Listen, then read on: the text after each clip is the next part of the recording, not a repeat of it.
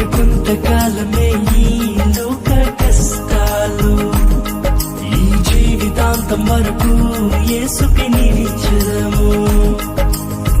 అతి త్వరలో వచ్చుచున్నాడు యేసయ్యా మేఘాసీనుడిగా, అతి త్వరలో వచ్చుచున్నాడు యేసయ్యా మేఘాసీనుడిగా.